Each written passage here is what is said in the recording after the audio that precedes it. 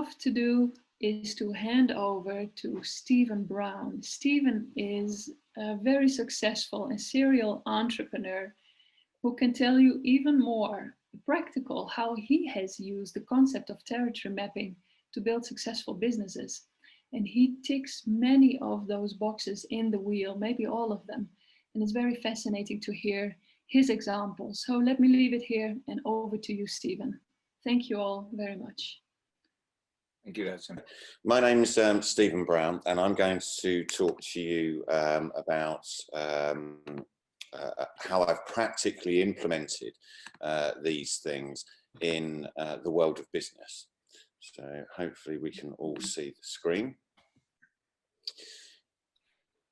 Now, I call it hunting for mammoths because you're looking for something that is very big, and you're looking to see how you can make big changes to your business. So to start off with, just a little bit about myself. I'm a farmer's son from a rural area in Bedfordshire in England. So there is nothing special about me. There's nothing that I've done that I feel is unique about me that put me in this position. I started working with Anthony about 20 years ago. And at that time I was in corporate culture. And had risen to board level. But then I figured that I'd been doing an awful lot for other people, so what would I be able to do for myself? So I started some businesses in 2001, and since then I've done that more than a dozen times, and each of those businesses has been very successful in their own fields. And that's all been done by using this philosophy and using this approach and cascading it down amongst my teams and allowing the professionals in those teams to grow into better people, better executives in what they're doing. I'm listed in Who's Who of Business Elite for the last 10 years. And now I love sharing everything that I've learned along my journey, and I'm writing a book about that as well. So I would consider myself an entrepreneur turned traveler, writer and mentor. One of the things about me is that I see a very big difference, as we see in tribal communities, between being selfish and selfless. I also recognize that democracy in its truest sense doesn't really work, and it actually sometimes inhibits you from moving forward. So there needs to be strong leadership. But I also believe that whilst democracy doesn't necessarily work, everybody that contributes or makes sacrifices should share in the successes that the team actually get. I believe in openness and honesty and trust and respect for each other, not just as words that we say in a business, but as a lifestyle choice as well. And I know that I need my tribe. I can't do this on my own. I need people around me to work as a team. And I also recognize that in Western society, we very much value things by money, and we very often ignore the intangibles such as health and happiness and trust and what that means to us all. So what I learned as I went hunting, looking for different opportunities, was that by using this process of territory mapping, the teams that I was working with and myself gained an immense amount of clarity in what we were doing. And we did that by removing ourselves from our comfort zones, from the familiar, and spending time in Mongolia, in Kenya, on the Great Wall of China. And what I also learned was that this process gave me and the teams and the businesses I was working with huge agility. It allowed us to be very fleet of foot and make decisions very quickly and as a team and make them successfully. And it also improved trust hugely, because this wasn't just a leader at the top telling you what to do. This was everybody buying into common goals and understanding, and using that trust wheel of invisible leadership and visible leadership so that people can see exactly what their role is in the team. It's about leadership, so it helps to give everybody in the team, at all levels, everybody has to be a leader in their own way, and how to do that. Often we're not trained how to do that. So by using these techniques, it helps everybody again in the team understand their position. And what we were also doing was always creating new communities. a new social contract with how we as a business worked with our teams and what role they played, and also our role in the wider community. And as we're seeing worldwide, that sense of community and what role you play in your community is becoming demanded by investors. So this is something that we did 20 years ago, but now the world and investors are looking at what your role is in the community and what positivity you bring. And we noticed that by having all of this knowledge on one piece of paper, that we could deal with a multitude of challenges faster and better than the competition.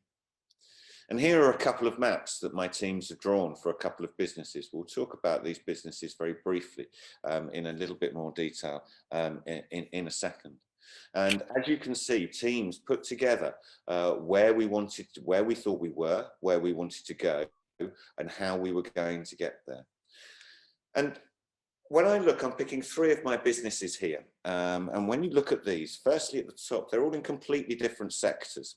So food manufacturing, global food manufacturing, marketing and PR communications, and then elite sports. The one on the far right-hand side is a soccer team that operates in the top echelons of European soccer. So we're actually in the 5th richest league in the world.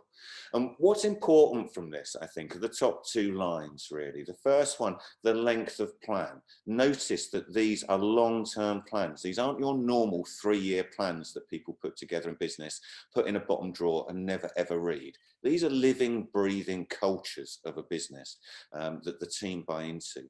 And look at the results that it gives. Those revenue increases and profit increases.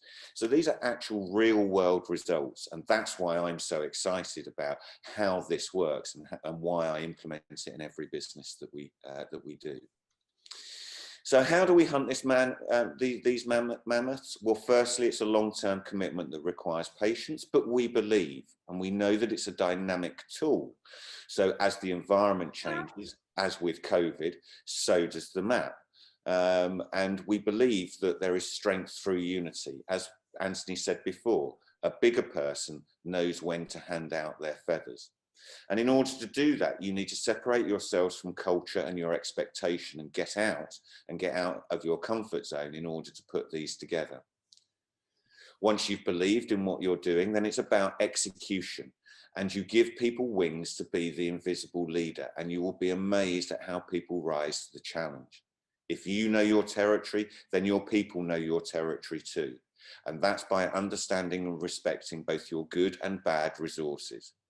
And if you share the responsibilities and respect each other and communicate, then you'll realize that no journey goes according to plan, but that's your strength because you have your map, which gives you that agility. And then finally, what you must always do is share fairly. So I've given nearly half of the shares of virtually all of my businesses to my team so that they have the same objectives as me. Now, I may have given away a lot of wealth, but I've also generated a lot of wealth because the team has generated far more together than we would have done individually. So you need patience and belief, and your tribe will trust you. You need to be different from your competitors, and some of those competitors will laugh, but you'll laugh last. And what I also noticed, and just briefly to finish up on, it's not just for business. I use this as a philosophy, as a lifestyle. So it turns into personal territory mapping. So a very brief story. I started with Anthony and I went to Kenya and I thought, rather than do this for one of my businesses, I'm going to do my map for me. Where have I come from? Where do I want to go? And how am I going to get there?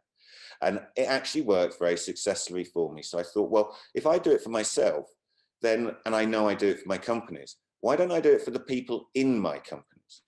So I took the football team, my soccer team, and every member of that team, I'm there on the far right, you will see that from the youngsters to the coaches, we went through this planning and they did it for their career paths, their sporting career paths. And look what happened. For our football club, we went from one of the lowest ranked clubs in England, and now we are just outside the Premiership. And if you look at our academy, which starts with boys and girls of 9 years of age, you can see where that came from 6 or 7 years ago to now one of the best academies in England. And not only that, but by the teams working together, they came up with a plan that we needed a new stadium. So all of this building here was given planning permission a year ago, and we put spades in the ground last year. So in a 10-year program, we have now gone from a very small provincial football club to a major force in English football. So I saw that it helped the manager, the coaching team, and all of the staff to develop as professionals. And we've had many of those people that have gone on to the very top of their game. And I've seen this exactly the same in other sectors. This is not just sport, where people go on and deliver and go on to much bigger things. And I'm proud of that when they do. So this has been extremely successful for me across a number of sectors, and I'm always happy to share my experiences of how I've made this work with multiple businesses and teams. So I hope that you see how this can be successful for you and how you can come on the journey with us. So I'll hand back to you now, Craig. Thanks very much, Stephen. That's absolutely phenomenal, and thanks for sharing those successes and such a broad range of experience in business. Thank you.